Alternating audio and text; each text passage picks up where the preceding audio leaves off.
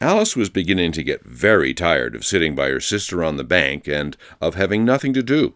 Once or twice she had peeped into the book her sister was reading, but it had no pictures or conversations in it. And what is the use of a book, thought Alice, without pictures or conversations? So she was considering in her own mind, as well as she could, for the hot day made her feel very sleepy and stupid, whether the pleasure of making a daisy chain would be worth the trouble of getting up and picking the daisies, when suddenly a white rabbit with pink eyes ran close by her. There was nothing so very remarkable in that, nor did Alice think it so very much out of the way to hear the rabbit say to itself, oh dear, I shall be late." When she thought it over afterwards, it occurred to her that she ought to have wondered at this, but at the time it all seemed quite natural. But when the rabbit actually took a watch out of its waistcoat pocket and looked at it, and then hurried on, Alice started to her feet, for it flashed across her mind that she had never before seen a rabbit with either a waistcoat pocket or a watch to take out of it. And, burning with curiosity, she ran across the field after it, and fortunately was just in time to see it pop down a large rabbit hole under the hedge. In another moment down went Alice after it, never once considering how in the world she was to get out again. The rabbit hole went straight on like a tunnel for some way, and then dipped suddenly down, so suddenly that Alice had not a moment to think about stopping herself before she found herself falling down a very deep well. Either the well was very deep, or she fell very slowly, for she had plenty of time as she went down to look about her and to wonder what was going to happen next. First, she tried to look down and make out what she was coming to, but it was too dark to see anything. Then she looked at the sides of the well and noticed that they were filled with cupboards and bookshelves. Here and there she saw maps and pictures hung upon pegs. She took down a jar from one of the shelves as she passed. It was labeled orange marmalade, but to her great disappointment it was empty. She did not like to drop the jar for fear of killing somebody, so managed to put it into one of the cupboards as she fell past it. Well, thought Alice to herself, after such a fall as this, I shall think nothing of tumbling downstairs. How brave they'll all think me at home. Why, I wouldn't say anything about it, even if I fell off the top of the house. Which was very likely true. Down, down, down. Would the fall never come to an end? I wonder how many miles I've fallen by this time, she said aloud. I must be getting somewhere near the center of the earth. Let me see. That would be 4,000 miles down, I think. For, you see, Alice had learnt several things of this sort in her lessons in the schoolroom, and though this was not a very good opportunity for showing off her knowledge, as there was no one to listen to her, still it was good practice to say it over. Yes, that's about the right distance. But then I wonder what latitude or longitude I've got to. Alice had no idea what latitude was, or longitude either, but thought they were nice grand words to say. Presently she began again. I wonder if I shall fall right through the earth. How funny it'll seem to come out among the people that walk with their heads downward. The antipathies, I think. She was rather glad there was no one listening this time, as it didn't sound at all the right word. But I shall have to ask them what the name of the country is, you know.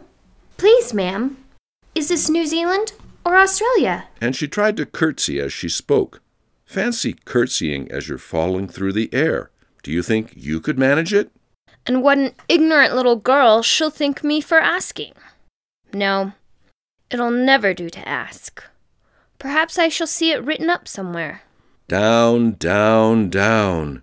There was nothing else to do, so Alice soon began talking again. Dinah missed me very much tonight, I should think. Dinah was the cat. I hope they'll remember her saucer of milk at tea time. Dinah, my dear, I wish you were down here with me. There are no mice in the air, I'm afraid. But you might catch a bat, and that's very like a mouse, you know. But do cats eat bats, I wonder? And here Alice began to get rather sleepy, and went on saying to herself in a dreamy sort of way, Do cats eat bats? Do cats eat bats? And sometimes, Do bats eat cats? For you see, as she couldn't answer either question, it didn't much matter which way she put it. She felt that she was dozing off, and had just begun to dream that she was walking hand in hand with Dinah, and saying to her very earnestly, Oh, now Dinah, tell me the truth.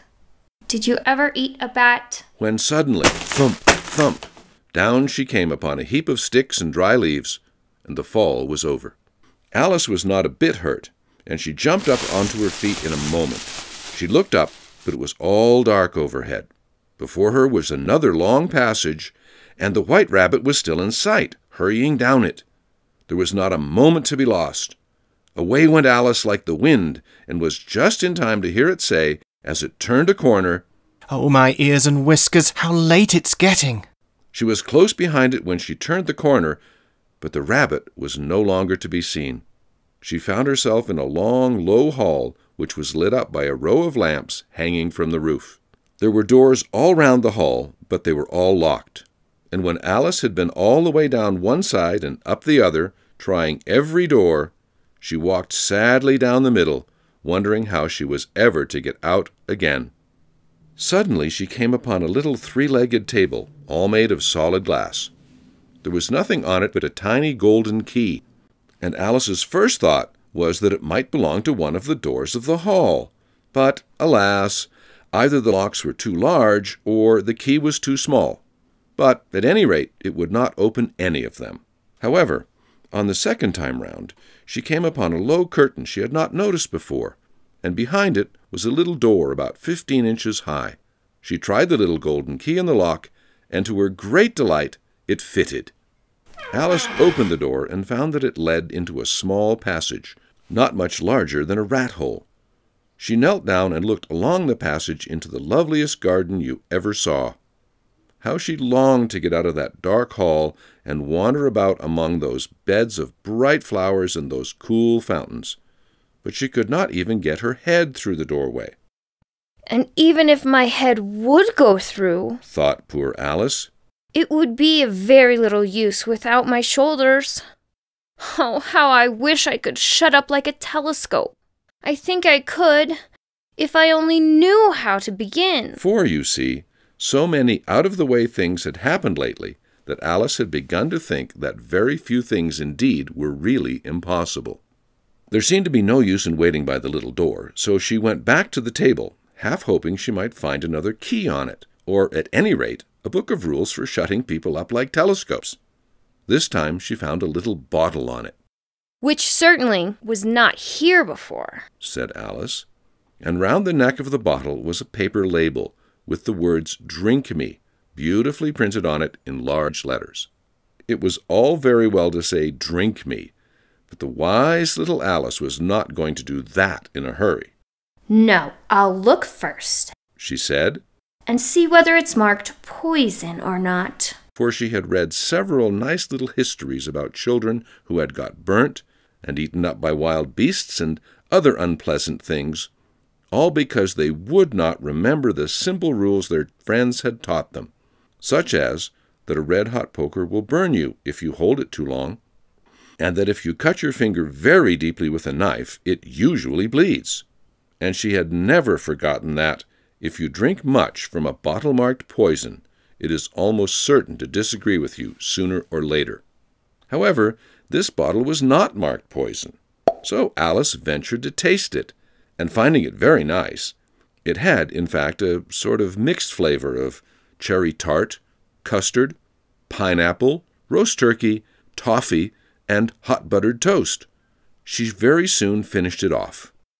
What a curious feeling, said Alice. I must be shutting up like a telescope. And so it was indeed.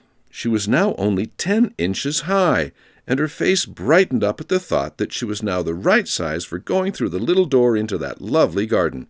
First, however, she waited for a few minutes to see if she was going to shrink any further. She felt a little nervous about this. For it might end, you know, said Alice to herself, in my going out altogether, like a candle. I wonder what I should be like then. And she tried to fancy what the flame of a candle is like after the candle is blown out, for she could not remember ever having seen such a thing.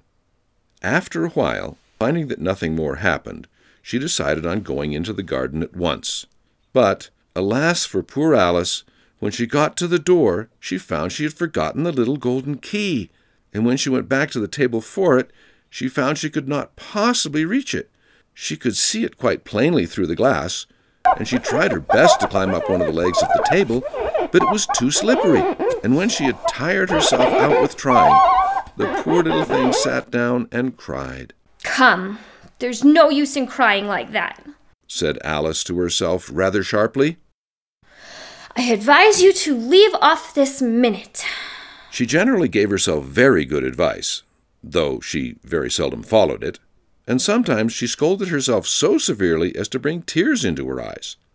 And once she remembered trying to box her own ears for having cheated herself in a game of croquet she was playing against herself. For this curious child was very fond of pretending to be two people. "But it's no use now," thought poor Alice, "to pretend to be two people. Why, there's hardly enough of me left to make one respectable person." Soon her eye fell on a little glass box that was lying under the table. She opened it and found in it a very small cake, on which the words "Eat me" were beautifully marked in currants. "Well, I'll eat it," said Alice. "And if it makes me grow larger, I can reach the key. And if it makes me grow smaller, I can creep under the door. So either way I'll get into the garden, and I don't care which happens." She ate a little bit and said anxiously to herself, "Which way, which way?" holding her hand on the top of her head to feel which way it was growing. And she was quite surprised to find that she remained the same size. To be sure, this generally happens when one eats cake, but Alice had got so much into the way of expecting nothing but out-of-the-way things to happen that it seemed quite dull and stupid for life to go on in the common way. So she set to work and very soon finished off the cake.